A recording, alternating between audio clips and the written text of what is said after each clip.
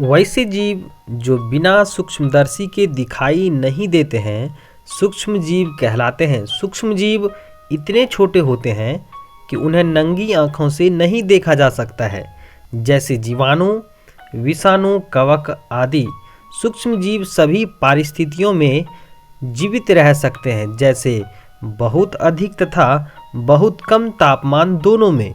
चूँकि सूक्ष्म जीवों को बिना सूक्ष्मदर्शी के नहीं देखा जा सकता है, अतः वे सूक्ष्म जीव कहे जाते हैं। सूक्ष्म जीव को अंग्रेजी में माइक्रो ऑर्गेनिज्म कहा जाता है।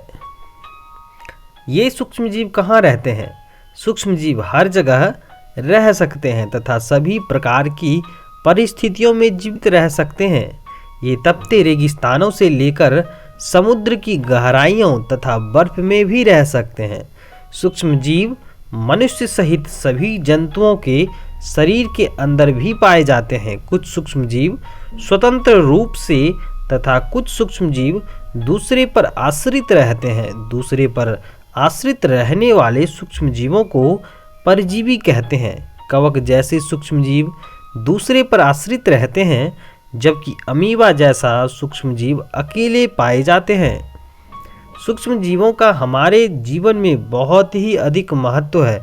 अभी तक की जानकारी के अनुसार बैक्टीरिया, जो कि सूक्ष्म जीव है, धरती के पहले जीव हैं, अर्थात जीवन की शुरुआत धरती पर इन्हीं सूक्ष्म जीवों के रूप में हुई थी।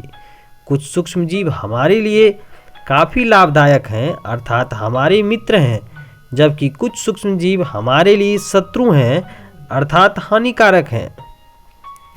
घरेलू उपयोग, microbes in house hold products.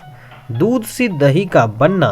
Lactobacillus नाम का जीवाणु दूध में जनन कर उसे दही में बदल देते हैं। दूसरा, डबल रोटी तैयार करने में। यीस्ट का उपयोग ब्रेड एवं केक बनाने में किया जाता है। प्राचीन काल से यीस्ट का उपयोग अल्कोहल बनाने में किया जाता है।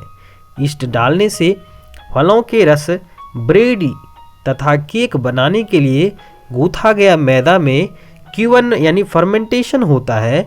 यीस्ट की तीव्रता से जनन करके श्वसन के दौरान कार्बन डाइऑक्साइड का उत्पादन होता है। कार्बन डाइऑक्साइड के गैस के बुलबुले खमीर वाले मैदे का आयतन बढ़ा देते हैं, जिसके कारण केक तथा ब्रेड सॉफ्ट हो जाता है। सूक्ष्म जीवों के औषधीय उपयोग। सूक्ष्म जीवों द्वारा तैयार औषधि को प्रतिजैविक या एंटीबायोटिक कहा जाता है। प्रतिजैविक या एंटीबायोटिक बीमारी पैदा करने वाले सूक्ष्म जीवी को नष्ट कर देते हैं। आजकल जीवाणु और कवक से अनेक तरह के प्रतिजैविक या एंटीबायोटिक का उत्पादन हो रहा है। इन प्रतिजैविक या एंटीबायोटिक को विशेष प्रकार के सूक्ष्म जीव का संवर्धन कर बनाया जाता है। उदाहरण के लिए स्ट्रिप्टोमाइसिन, टेट्रासाइक्लिन, एरिथ्रोमाइसिन आदि प्रतिजैविक या एंटीबायोटिक्स हैं। प्रतिजैविक या एंटीबायोटिक को पशु आहार तथा कुक्कुट आहार में भी मिलाया जाता है। इन प्रतिजैविक या एंटीबायोटिक्स मिले पशु आहार तथा कुक्कुट आहार का उपयोग पशुओं में सूक्ष्म जीव का संचरण को रोकने के लिए किया जाता है। पशु आहार तथा कुक्कुट आहार का उपयोग कुछ पौधों में होने वाले रोग के नियंत्रण के लिए भी किया जाता है। औषधि के रूप में अनेक प्रकार के एंटीबायोटिक कवकों से ही प्राप्त किए जाते हैं, जैसे पेनिसिलिन पेनिसिलियम नोटेटम से प्राप्त किया जाता है। मिट्टी में उर्वरता में वृद्धि। कुछ सूक्ष्म जीव मिट्टी की उर्वरता बनाए रखते हैं। कुछ जीवाणु तथा शैवाल वायुमंडलीय नाइट्रोजन का स्थिरीकरण करते हैं। ये सूक्ष्म जीव नाइट्रोजन को वायुमंडल से अवशोषित करते हैं और उन्हें मिट्टी में घुलनशील रूप में उपलब्ध कराते हैं।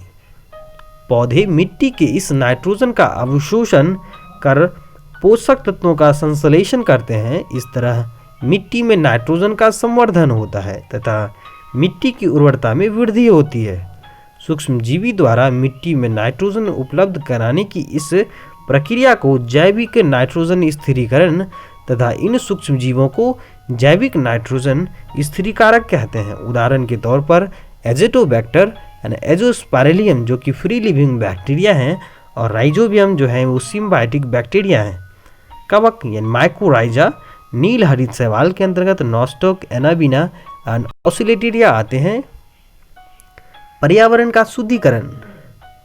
कुछ सूक्ष्मजीव मृत जीव जंतुओं तथा पादपों को विघटित कर उन्हें साधारण पदार्थों में बदल देते हैं। साधारण रूप से परिवर्तित ये पदार्थ जंतुओं तथा पौधों द्वारा आवश्यकता के अनुसार उपयोग कर लिए जाते हैं।